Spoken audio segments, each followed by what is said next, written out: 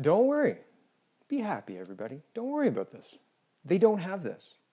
So the Toronto Sun today reporting breaking news.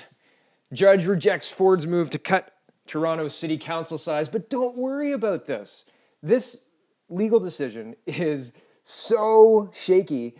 It's pretty funny, actually. I looked into it, and my goodness, they're on shaky, shaky ground. So I'll read you this, and we'll talk about this. I think this is going to be repealed, and this is not going to be nearly what people are expecting.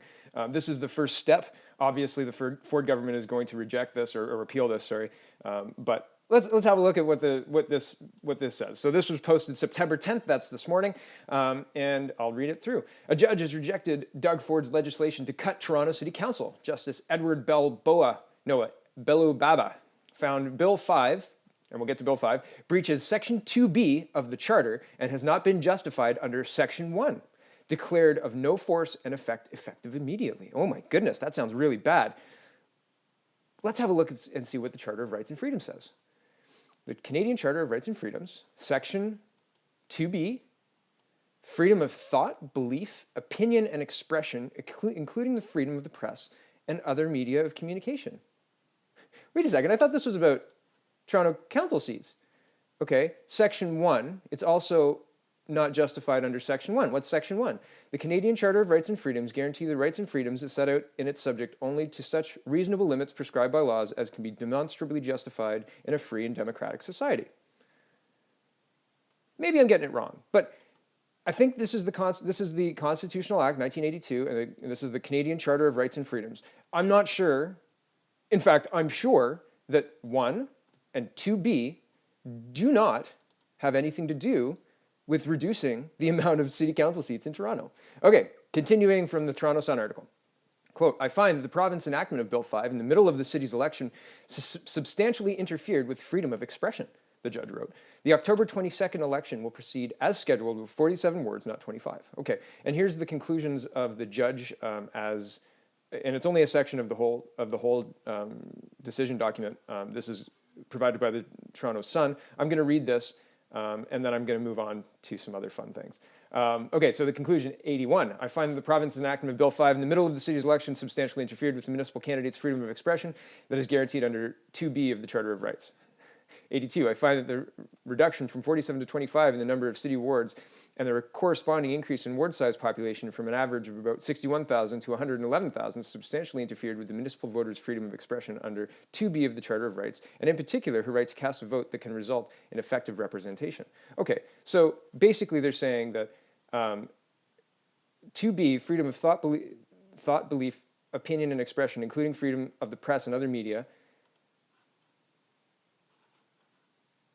So they're saying that a constituent's freedom of expression is infringed by having to communicate with a single person with more people. I really, they haven't proven this. They're just saying this is the reason. They're just, for me, I mean, the freedom of thought, belief, opinion, and expression, including freedom of the press and other media of communication, does not translate easily into I need 2 counselors in this section, or I need to only have 61,000 other people talking to my counselor. You still have your freedom of expression, man. Like, you can still talk to your counselor. 83, I further find on the evidence filed by the parties that the breaches of S2B cannot demonstrably be justified in a free and democratic society and cannot be saved as reasonable limits under Section 1 of the Charter of Rights. And Section 1 of the Charter of Rights is Canadian Charter of Rights and Freedoms guarantees the rights and freedoms set out in the subject only to such reasonable limits prescribed by law as can such be demonstrably justified in a free and democratic society. Okay, so yeah, great. And here's the CBC article, which was posted at 4 a.m. and then again at, I guess it was 4 a.m., but it was updated with some tweets and things, which basically says the same thing as the Sun article, but it doesn't include the judge's decisions. So what's Bill 5? Bill 5 is a Better Local Government Act of 2018. This is an explanatory note. Bill 5 in PDF is right here, and it's got royal assent. we're not going to read the actual bill because it's a little dense, but this is good enough to give you an idea of what Bill 5 is, just in case you're behind the eight ball. Bill 5 is um, the specific change to the City of Toronto Act that was changed in 2006, originally passed in 1997, and we're going to get to that in just a minute. And they're changing Section 127 of the City of Toronto Act. And in 127, it says that it would have splitting Toronto into wards, and they amended it to say the wards would be in line with the 2018 regular election. Okay, so that's what Bill 5 is. Bill 5 is saying that instead of having Toronto define its own wards, the wards will be defined by the provincial wards, and that's how they'll have the election. Okay, so who wrote the City of Toronto Act? The City of Toronto Act was written in 1997. And I'll read this whole thing out. It's from Wikipedia. Everything I talk about is linked in the description, including the music I used at the top. Okay, so in 1997, the Legislative Assembly of Ontario, hold on, let's look and see what the Legislative Assembly of Ontario is. That is the Ontario Legislative Assembly of Ontario, the Legislative Assembly of Ontario is one of two components of the Legislature of Ontario, also known as the Parliament of Ontario. Okay, so the other being the Lieutenant Governor of Ontario. That's the government. That's the province. Okay, they wrote the City of Toronto Act. They wrote it in 1997. Okay, so in 1997, the Legislative Assembly of Ontario enacted a law to amalgamate the Metro Toronto government and the 6 municipalities within the Metro Toronto boundaries into an enlarged City of Toronto. A referendum in the 6 constituent municipalities showed residents opposed the merger by more than 3-1. I wonder why they didn't have a Charter of Rights and Freedoms challenge. Did they have a Charter of Rights and Freedoms challenge back in 1997? How'd that work out, I wonder? Okay, however, the municipal government in Canada are creatures of the province. Oh my goodness, the governing progressive conservatives could thus move forward with their merger, notwithstanding the referendum. The act took effect in 1998, January 1. Well, shocking shocker. Are you telling me that the province supersedes everything? Are you telling me that the law that the province wrote can be changed by a governing premier of the province? What? Are you crazy? No. That's meddling. That's meddling in a municipal election, except that the municipality is under your control. What the hell? It doesn't make any sense.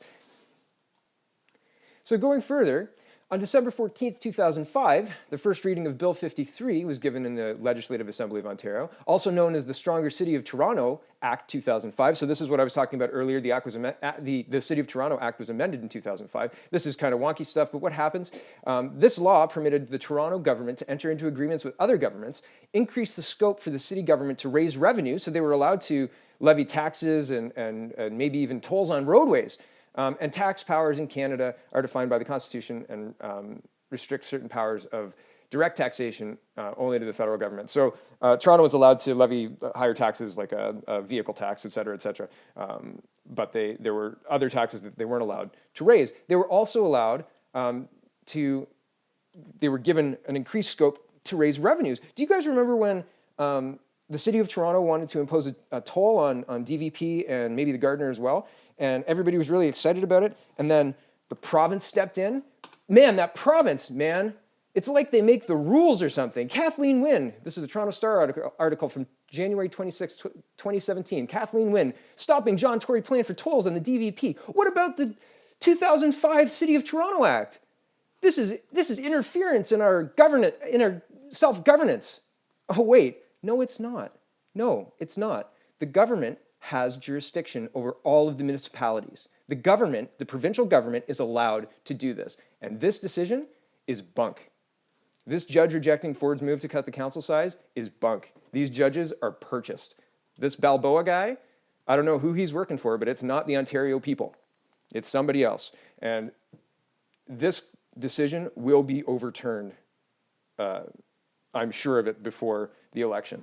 It has absolutely no legs whatsoever. Now, I'm a legal layman. I'm not a law student. I'm just a guy. But looking at this, the government is well within its power to amend a law that it wrote in 1997 and amended in 2005 and was used by a former premier a year ago.